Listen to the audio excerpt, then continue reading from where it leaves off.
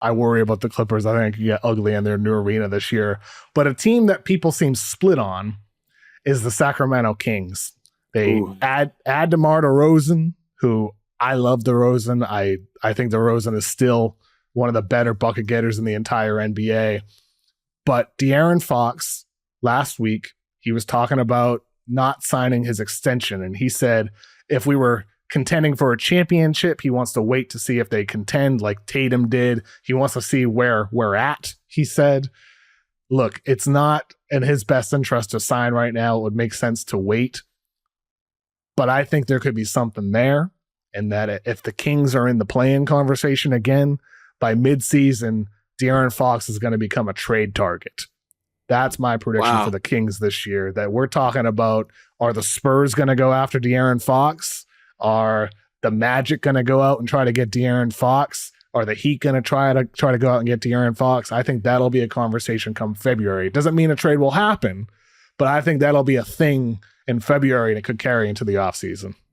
So Barnes, they lost Barnes, which I think is bigger than people realize. He was a quality corner shooter, kind of floor spacer, bigger body. You can play the four a little bit more and give you a little bit more value, I think, than DeRozan is going to be able to give you on the a lot of pressure on Keegan Murray to step up with Barnes out as well. I think that they've kind of molded him into that situation to kind of be prepared for this opportunity. Last year, Kevin Huerter got hurt, but even before he got hurt, he was already in the doghouse with Mike Brown in and out of lineups, not really getting consistent minutes. The three-point shot wasn't consistently falling as it probably was in previous years either. Trey Lyles, I'm actually a fan of Trey Lyles. I think he's actually a really good piece at that 5 coming off of the bench, floor spacer. Even if he does get some more running minutes in the starting lineup next to Sabonis, I think that would be great.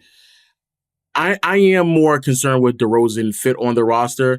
This is a team that thrived in just up and down pace, east and west movement, a lot of ball movement, a lot of 3-point shooting around Sabonis and Fox that really looks great. Fox last year took, in my opinion, probably too many threes, and it took away a lot of his value with the rim pressure. But this is like going back to the conversation we had before. That's just the new NBA where people are just shooting too many threes, and I think that just takes away from the identity.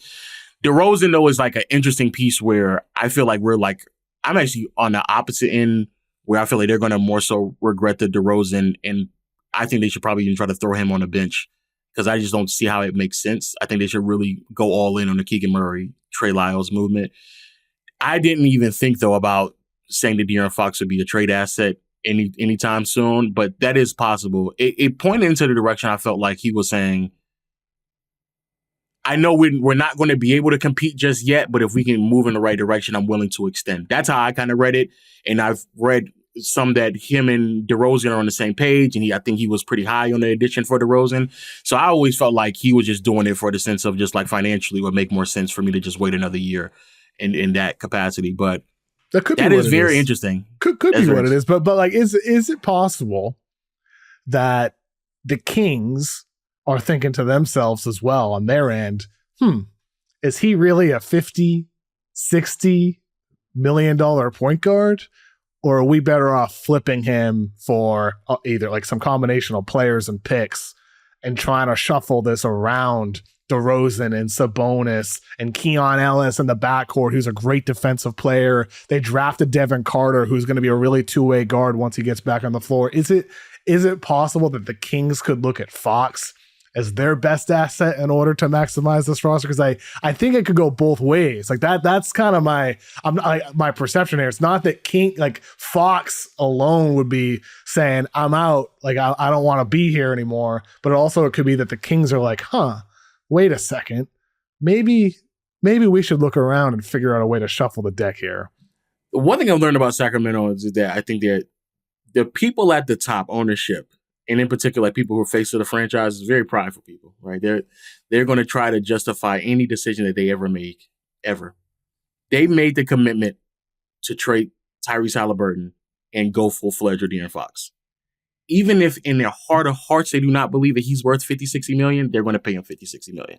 I think they are committed to the idea that we cannot lose Tyrese, and he's out in Indiana looking amazing when he is healthy.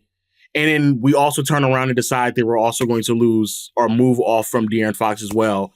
And I'm not anywhere near close as high on Sabonis as a lot of people are. I just think that, like, unless you're like peaking at Jokic level, having the 5 that isn't like a really great rim protector or at least like a decent one is really hard to win with, which is why I'm not that high on Towns, like I said earlier. So I think they just have to like move forward with the idea of like, we've committed to this duo of Fox and Sabonis. We traded Tyrese for Sabonis. This is what we want. This is how we're going to build it. And we're going to do it even if it doesn't make the most sound sense out there, but we'll commit $50 million to him. And I think that's why I believe that sooner than later, the DeRozan to the bench conversations are going to make more sense more than anything else, because like it just doesn't, like everything else it just doesn't make any sense with the rest of the roster. But that is a team that also could be in the possibly miss the play-in conversation as well. I looked at that also in the Western Conference.